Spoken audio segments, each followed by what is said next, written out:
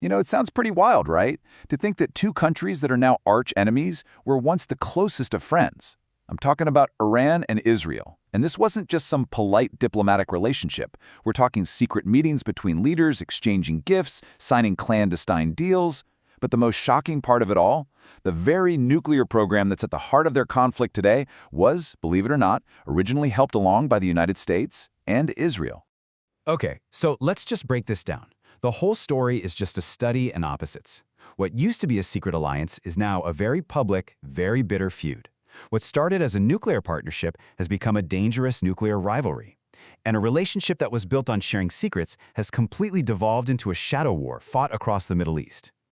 So, that brings us to the big question we're tackling here. How in the world did this happen? How does a deep, strategic friendship that was built over decades just completely fall apart and turn into one of the most hostile rivalries on the planet? Well, to get the answer, we've got to rewind the clock. To really get this friendship, you have to picture the world where it all started. It's the late 1940s. The old empires are gone, and the Middle East is this chaotic, new place.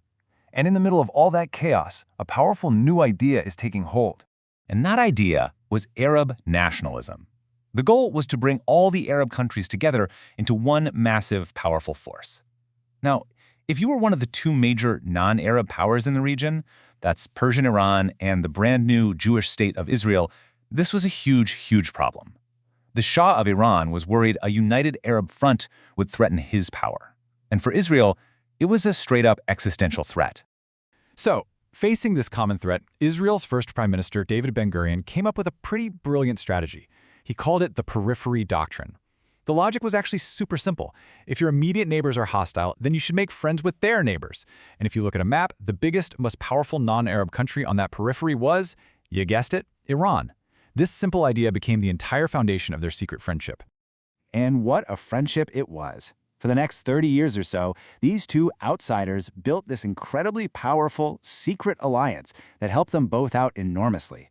Historians now look back on this time as the golden era of their relationship. And look, this wasn't just a bunch of empty promises. Their alliance was built on 4 really solid pillars, and each one made the others stronger.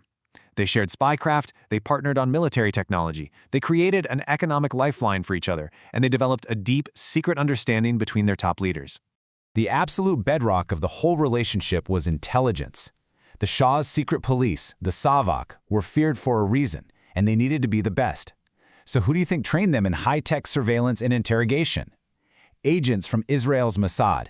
And in return, they shared critical intel on enemies they both cared about, like the Soviet Union and various Arab militant groups. But this partnership went way beyond just spying. It spilled right onto the battlefield.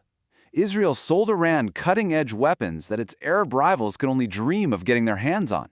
They trained Iranian fighter pilots and even worked together on developing top-secret missile technology. But okay, this right here, this is probably the most mind-blowing piece of their cooperation. Back in the 1960s, the US had this program called Atoms for Peace, and through it, Iran got its very first nuclear research reactor. So who trained Iran's first-ever generation of nuclear scientists? You got it, Israeli scientists. I mean, it is just an incredible historical irony, considering where things stand today. Their teamwork also solved a massive economic headache for Israel.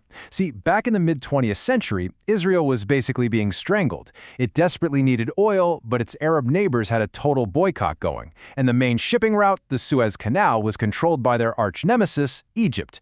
Israel was completely cut off. So their solution was just genius, and it perfectly sums up their partnership.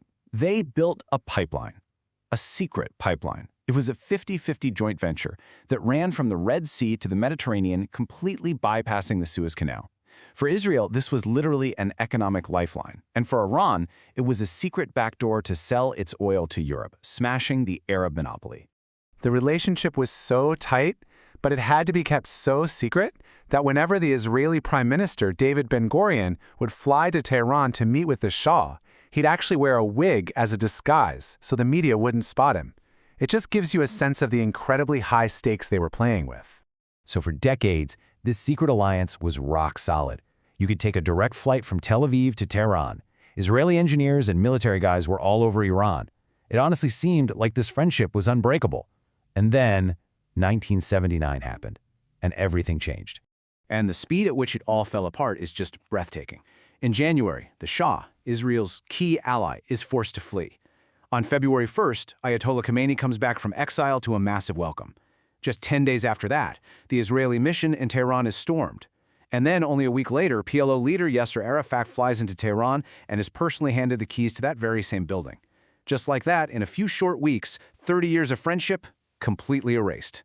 The new ideology coming from the top was crystal clear and left no room for debate. Khomeini flat out declared Israel the enemy of Islam and called the Shah a traitor for ever being friends with them. The old strategic alliance was dead, and in its place was a new ideological war. The friend of my old enemy was now my #1 enemy. So the story should end right there, shouldn't it?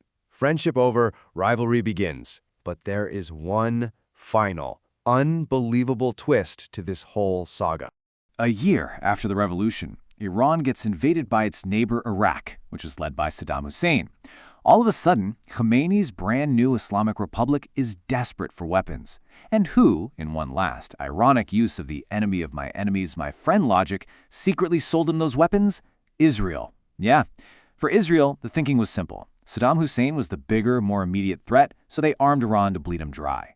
But after that Iran-Iraq war finally ended, that old logic just kind of evaporated. Khomeini had restarted the very nuclear program that Israel had helped create all those years ago. And now, seeing that program in the hands of a revolutionary regime that calls for your destruction, well, Israel began to see it as its greatest existential threat. And that is the ultimate tragic irony that led directly to the shadow war we see playing out today. So, what's the big takeaway from all of this forgotten history? I think it shows us that this rivalry isn't some ancient, inevitable conflict. It was born from a very specific moment in time. It was a friendship built on cold, hard strategy that was completely shattered by a revolution built on ideology. And that really makes you wonder, if history could turn on a dime so dramatically once, is it possible it could ever turn again?